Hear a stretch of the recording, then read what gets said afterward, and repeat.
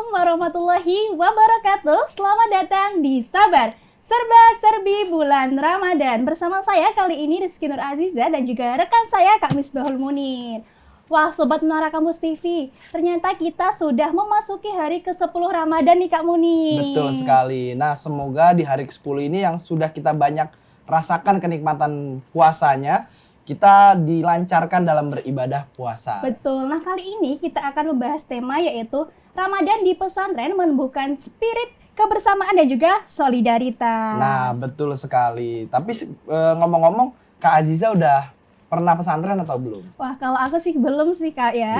Tapi yang saya tahu di pesantren di kampus, ketika bulan Ramadan, santrinya itu tidak hanya berpuasa Kak. Tapi mereka juga melakukan kegiatan yang bisa membangun spirit kebersamaan dengan teman-temannya. Nah, betul sekali. Jadi, di pesantren itu ketika bulan Ramadan, itu seluruh kegiatannya dirancang untuk membangun rasa kebersamaan dan solidaritas Kak. Mulai dari ngaji bareng, terus tadarus bareng, sampai buka bersama. Semua itu dilakukan untuk membangun tali persaudaraan. Wah, banyak banget ya Kak. Betul sekali. Untuk itu kita akan ngobrol-ngobrol nih bersama Bapak Dr. Haji Nur Said, SAG, MA.MAG, selaku Ketua Perpustakaan IAIN Kudus dan juga dosen Fakultas Usuluddin. Nah, terima kasih Bapak sudah hadir di tengah-tengah kita. Semangat. Bagaimana Bapak kabarnya? Alhamdulillah, sehat lahir batin. Alhamdulillah.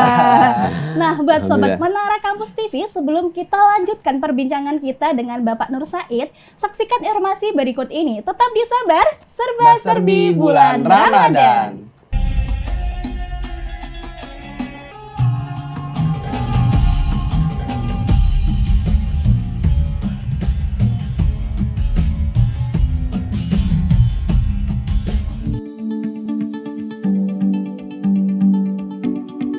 Assalamualaikum warahmatullahi wabarakatuh. Yuk ikuti saya, Izzati Nilsa, bersama mahasiswa dari Program Studi Pengembangan Masyarakat Islam untuk melihat sarana dan prasarana dari Fakultas Dakwah dan Komunikasi Islam yang di dalamnya terdapat juga fasilitas dari Program Studi Pengembangan Masyarakat Islam.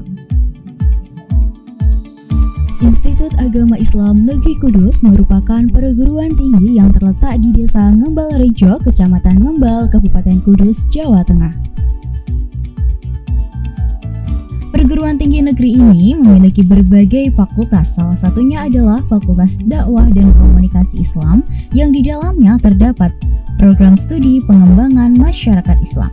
Dengan visi keilmuan program studi menjadi unggul dalam bidang pengembangan masyarakat, berwawasan Islam terapan pada tahun 2024. Untuk meningkatkan pelayanan terpadu, segenap sivitas akademik dan staf memprioritaskan kenyamanan bagi para mahasiswa.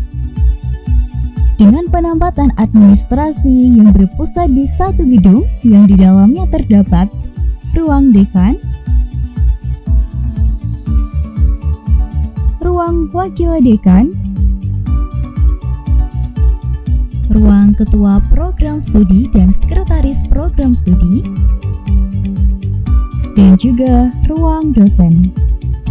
Dengan segenap fasilitas dan upaya yang ada, diharapkan program studi pengembangan masyarakat Islam melahirkan mahasiswa berkualitas, berlandaskan nilai-nilai Islam terapan sesuai profil lulusan program studi, yaitu menjadi peneliti pemula, socio-entrepreneur, dan pengembang masyarakat.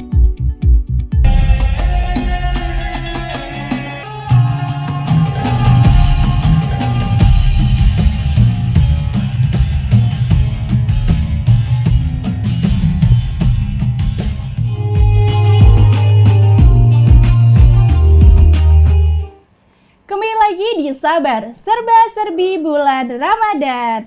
Nah, Sobat Menara Kampus TV, kita akan lanjutkan perbincangan kita dengan Bapak Nur Said dengan tema Ramadan di pesantren menumbuhkan spirit kebersamaan dan juga solidaritas. Nah, betul sekali. Kita langsung masuk ke pertanyaan pertama nih Pak. Bagaimana suasana Ramadan di pesantren dan apa yang membuat berbeda dari bulan-bulan lainnya Pak? Ramadan dan pesantren saya kira tidak bisa dipisahkan ya, dua hal ini. Apalagi momentum Ramadan adalah momentum bulan yang istimewa. setidaknya kita bisa mengingat dawuh Gus Dur ya. Gus Dur itu melihat pesantren sebagai subkultur ya. Subkultur itu maksudnya adalah pesantren itu memiliki sebuah identitas sendiri, memiliki kultur sendiri, apalagi ketika Ramadan itu masuk dalam pesantren. Jadi pesantren juga sebagai subkultur Ramadan gitu. Nah, setidaknya ketika melihat pesantren sebagai subkultur dan Ramadan adalah sebagai kontennya, setidaknya ada 3 hal ya. Pertama adalah kultur itu kan budaya sebagai ide ya. Maka di Ramadan ini banyak gagasan-gagasan yang sangat fresh ya, yang itu saya kira terinspirasi dari budaya yang hidup dalam bulan suci Ramadan, termasuk pesantren ada di dalamnya. Sehingga ide-ide tentang keilmuan, tentang pengetahuan, tentang spiritualitas itu kita temukan dalam tradisi pesantren. Sehingga tradisi ngaos, tradisi mengaji, tradisi membaca, tradisi menulis mestinya dihidupkan dalam bulan suci Ramadan. Jadi yang pertama tadi adalah keunikan pada gagasan, jadi sebagai ide. Yang kedua adalah keunikan sebagai tradisi. Di Ramadan Mbak Azizah, Mas Munir ya, saya kira tahu betul ya, meskipun kita ini dari berasal yang ruang yang berbeda, saya kira ada satu hal titik temu di mana di situ ada Ramadan, pesantren banyak sekali kegiatan. Setidaknya yang paling menonjol adalah semangat literasi ya. Semangat literasi itu semangat membaca dan semangat menulis. Allama bil qalam. Iqra, semangat pertama adalah semangat Iqra, dan kedua adalah semangat allama bil qalam. Jadi semangat Iqra itu bisa kita temukan dalam tradisi tadarusan ya. Ya, mungkin one day one juz. Nah, mungkin itu bisa dihidupkan ya. One day one juz. Nah, jadi 1 hari 1 juz Al-Qur'an. Tapi tidak hanya membacanya saja. Kalau para wali itu mengingatkan maca Qur'an sak maknane. Jadi maca Qur'an sak maknane itu bahkan menjadi tombok hati. Kalau hati sahabat Menara Kampus TV ini lagi gegana, galau, gelisah dan merana ya. Itu ya, baca Al-Quran salah satu adalah obatnya. Nah, jadi itu yang pertama. Jadi dengan membaca Al-Quran, maca Quran sak manane, insya Allah kita mendapatkan ketenangan batin. Nah, bisa dicoba itu nanti ya. Siap, manusia itu kan nggak lepas dari masalah. Nah, ketika dalam kondisi galau seperti itu, kembali ke Al-Quran, back to the Quran, back to Quran. Nah, semangat back to Quran, saya kira di Ramadan ini sangat luar biasa, sangat tepat sekali. Jadi ya tradisi itu, tradisi membaca kitab kuning, tradisi ngaos, ngaji, atau mungkin bisa ada semacam pesantren kilat ya, pesantren Ramadan, apapun namanya. Seperti pesantren mahasiswa kami juga punya program Prisma Guna, pesantren program intensif santri siap guna misalnya seperti itu. Nah, itu bagian dari keunikan. Jadi di samping tradisinya ya, kemudian yang ketiga adalah kultur dalam bentuk benda. Benda material yang di dalam Ramadan itu muncul dan khas, tidak ada di luar Ramadan, itu juga muncul. Misalnya makanan-makanannya, kemudian hal-hal yang muncul kalau di Ramadan itu ada tradisi-tradisi tertentu yang melahirkan satu karya-karya tertentu. Misalnya para ulama itu menulis banyak di bulan suci Ramadan. Jadi melahirkan karya, melahirkan kitab, termasuk melahirkan buku. Ini adik-adik mahasiswa yang nulis skripsinya agak susah, di bulan Ramadan jadikan target 1 bulan selesai. Itu adalah bulan literasi ya, bulan literasi. Karena Al-Quran itu bulan atau turunnya juga di bulan suci Ramadan ya, sehingga ini adalah keberkahan. Jadi 3 keunikan itu saya kira menjadi khas ya. Jadi di Ramadan itu ada gagasan-gagasan khas, kemudian ada kultur yang khas, tradisinya. Yang ketiga adalah ada produk-produk yang khas di bulan suci Ramadan yang tidak ditemukan di luar bulan suci Ramadan. Banyak sekali ya Pak ya. Iya, ya, itu saya kira sesuatu yang luar biasa. Nah, terus apa saja sih Pak nilai-nilai penting yang terkandung dalam tradisi Ramadan di pesantren? Ya, kalau dibilang nilai-nilai penting ini setidaknya kita bisa menggunakan 3 perspektif ya. Jadi pertama adalah nilai spiritualitas ya, nilai spiritualitas. Saya kira di bulan suci Ramadan ya, kita semua ya, sobat Menara Kampus TV ini akan melahirkan sebuah lonjakan spiritualitas yang sangat tinggi. Karena apa? Ya, di situ siang dan malam tuh ibadah. Ya. Bahkan tidurnya orang Ramadan itu ibadah. Karena dia berpuasa. Iya, betul. Kan ibadah itu. Iya. Jadi itu ibadah. Kemudian diisi dengan tadarus Al-Quran, itu juga ibadah. Diisi dengan dzikir, tasbih, itu juga ibadah. Jadi melejitkan kecerdasan spiritual. Malamnya ada sholat raweh, kemudian dihidupkan dan qiyamul lail, kemudian ada ngaos, ya, kita membahas kitab-kitab salaf, kitab-kitab turos, ya. Itu saya kira juga bagian dari majelis taklim, majelis ilmi itu juga luar biasa, itu bagian dari ibadah. Tapi bagaimana Pak cara pesantren menjaga tradisi-tradisi yang baik ini nih di tengah perkembangan zaman ini Pak? Masuknya gadget dan lain-lain gitu. Nah, kalau bagaimana cara menjaganya sesungguhnya adalah kita harus menghidupkan tradisi itu. Semakin kita menghidupkan tradisi, jadi salah satu strategi untuk menghidupkan tradisi adalah bagaimana kegiatan-kegiatan yang sudah muncul di bulan suci Ramadan itu kita hidupkan. Bahkan kita perlu kegiatan-kegiatan terobosan, ya, kegiatan-kegiatan terobosan yang itu membuat kita itu Ramadan itu menjadi beda, ya. Saya kira semua UKM perlu membuat sebuah kegiatan-kegiatan terobosan yang beda. Tahun yang lalu saya membuat sebuah terobosan misalnya di samping one day one juice, tapi one day one article juga ada. Jadi menulis. Jadi satu hari menulis satu artikel, apa yang dikaji, apa yang dibaca, kemudian ditulis. Jadi tidak hanya membaca saja, tapi juga menulis. Kita ini kan banyak membaca, ya, tapi tidak menulis. Nah ini saya kira harus dibedakan ya, tradisi Ramadan di kampus atau mungkin di pesantren yang di situ pesertanya banyak mahasiswa, tentu punya kegiatan-kegiatan yang khas saya kira. Jadi hidupkan tradisi-tradisi itu, maka Ramadan itu akan menjadi syiarnya luar biasa.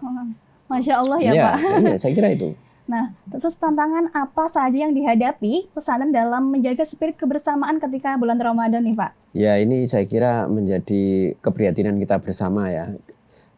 2024 Kamus Oxford Dictionary ya, Oxford Dictionary itu mengeluarkan satu istilah yang sangat populer yang sebelumnya tidak ada, yaitu brain rot. Brain rot. Brain rot adalah satu istilah baru yang muncul tahun 2024 yang di situ menunjukkan kerusakan otak. Kerusakan otak atau kebusukan otak akibat banyak dijajah oleh media sosial yang isinya remeh-temeh. Kemudian kita tergiur, terlena dengan medsos, kemudian waktu habis untuk itu. Itu kalau kita tidak bisa mengendalikan, otak kita menjadi rusak, brain rot. Maka itu tantangan kita itu ya, supaya kita di Ramadan itu tidak banyak terlalu digoda oleh medsos yang remeh-temeh itu, tapi bagaimana diisi dengan kegiatan-kegiatan yang esensial ya, membaca, menulis, ngaos, kemudian majelis-majelis taklim. Yang jelas bagaimana itu adalah yang mendominasi, bukan tadi ya medsos yang kemudian malah menghabiskan waktu kita. Nah, saya kira itu salah satu tantangan berat kita itu ya. Tapi apa Pak pesan Bapak nih untuk para generasi muda agar semangat kebersamaan dan solidaritasnya tetap ada selama tetap terjaga nih di bulan Ramadan itu Pak? Ya, karena sebenarnya kalau dibilang puasa itu sebenarnya kan esensinya itu kan pengendalian diri ya. Pengendalian diri. Jadi orang berpuasa itu kan dia akan merasakan bagaimana lapar. Nah, kalau orang merasakan lapar itu dia akan menumbuhkan rasa kecerdasan empati. Dia akan menjadi berempati dengan orang lain yang sedang berkekurangan. Maka kita kuatkan semangat untuk sharing, semangat berbagi, semangat solidaritas sosial. Jadi sharing apapun, sharing keilmuan, sharing harta, sharing pengetahuan, apapun berbagi. Jika dengan berbagi itu adalah bagian dari peduli. Sharing is caring. Nah, berbagi adalah peduli. Sehingga tapi kita juga perlu hati-hati, jangan sembarang di-sharing gitu. Jadi kita saring dulu sebelum Di-share. sharing. Nah, sharing dulu karena terkadang kita kan banyak di media ini ya, Media sosial pengetahuan-pengetahuan yang belum kita teliti ini asli atau enggak ya, kemudian informasi ini hoax atau tidak. Kita harus saring dulu. Saring dulu. Nah, saring setelah itu sharing. Termasuk pengetahuan ada misalnya pengumuman pengajian, jadwal ngaji. Kalau itu positif dan narasumbernya menarik, kita sharing. Itu sharing informasi itu bagian dari sedekah itu. Nah, jadi sharing is caring. Nah, jadi berbagi adalah peduli. Nah, itu saya kira. Untuk yang terakhir nih Pak, apa harapan Bapak untuk Ramadan tahun ini dan juga tahun-tahun berikutnya? Ya, Ramadan tahun ini saya kira ini kan kesempatan ya, karena semoga kita memang bisa mengikuti Ramadan sepenuhnya. Maka ketika kita sudah mengalami Ramadan, kita isi Ramadan itu sebagai momentum untuk hijrah. Hijrah dari sesuatu yang kurang baik menjadi lebih baik. Kalau sudah baik menjadi lebih baik, sustainable goodness. Jadi satu kebaikan yang berkelanjutan. Ya itu untuk masa kini dan masa mendatang. Dan yang kedua saya kira kita jadikan membaca dan menulis itu sebagai nafas kehidupan. Ya, membaca itu adalah menarik nafas, ya, menarik pengetahuan, kemudian menulis adalah mengeluarkannya.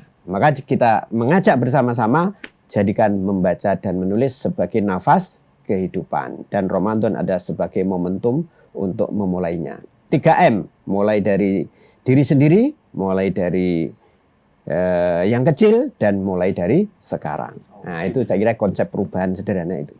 Oh, oke. Nah, terima kasih kepada Bapak Dr. Nur Muhammad Said, SAG, MA, MAG, yang ilmunya sangat berharga sekali ya Kak, dan inspiratif untuk kita semua. Ya. Betul sekali. Untuk Sobat Menara Kampus TV, jangan lewatkan momen kebersamaan kita entah dengan keluarga, sahabat, atau kerabat, karena perilaku atau tindakan yang kecil akan membawa perubahan yang sangat besar, Kak Munir. Nah, betul sekali. Nah, untuk Sobat Menara Kampus TV, jangan kemana-mana. Kita akan kembali lagi di acara Sabar Serba-Serbi Bulan Ramadan.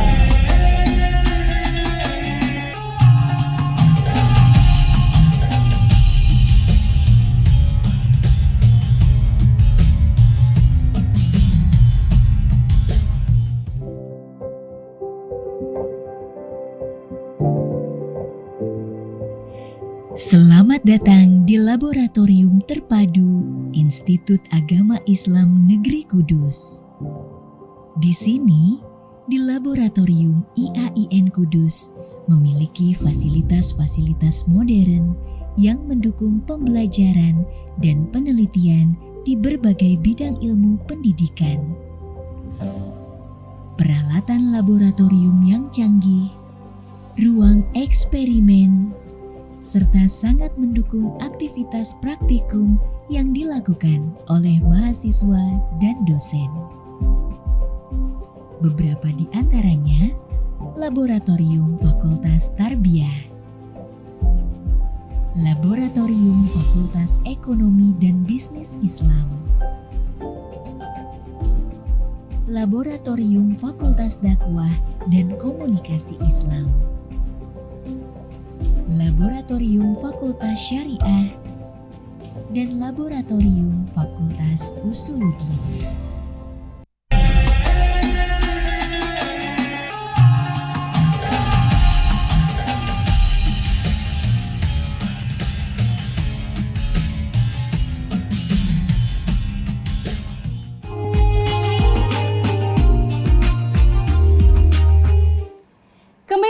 Di Sabar Serba-Serbi Bulan Ramadan. Wah, Kak Munir, gak terasa kita ternyata sudah di penghujung acara nih, Kak. Gak terasa ya, Kak? Iya, bener gak kerasa Kak. Nah, buat Sobat Menara Kampus TV, terima kasih sudah menyaksikan perbincangan kita dengan Bapak Nur Said. Bapak, untuk mengakhiri acara pada sore hari ini, bisa nggak kasih statement atau closing statement untuk teman-teman Sobat Menara Kampus TV yang berada di rumah maupun di studio? Ya, closing statementnya saya kira sederhana, la'allakum tattaqun. Jadi jalan takwa itu banyak. Bisa melalui membaca, menulis, ibadah ritual maupun ibadah mahdhah. Maka tadi saya sampaikan, jadikan membaca dan menulis sebagai nafas kehidupan. Nah, saya kira dengan seperti itu kita semua akan menjadi punya karya. Jangan menjadi atau jadi korban tren, tapi jadilah kita menjadi trendsetter. Nah, saya kira itu. Itu untuk teman-teman sobat Menara Kampus TV yang berada di rumah maupun di studio, jangan mau ngikutin tren atau jadi korban tren, tapi jadilah trendsetter gitu Pak. Wah, keren sekali. Keren ya Mas Munir ya. Masya Allah. Nah, sebelum kita akhiri, kami ingatkan untuk Sobat Menara Kampus TV untuk terus mengikuti program Sabar setiap harinya. Karena kita akan menyajikan perbincangan yang inspiratif dan juga menarik seputar Ramadan. Ya, oke. Terima kasih Sama-sama. buat Bapak Nur Said sudah Sama-sama. meluangkan waktunya berbagi pengalaman dengan kita nih ya Kak Munir ya. Dan juga cerita-cerita dan ilmu-ilmu inspiratif yang tadi Amin. Bapak bagikan itu adalah hal yang berharga buat kita. Amin. Betul sekali. Dan terima kasih kepada Sobat Menara Kampus TV yang masih setia menemani kita di sore hari ini, menyaksikan kita juga. Kami selaku host, saya Misbahul Munir. Saya Rizky Nur Aziza, pamit undur diri. Sampai jumpa. Wassalamualaikum Wassalamualaikum warahmatullahi warahmatullahi wabarakatuh.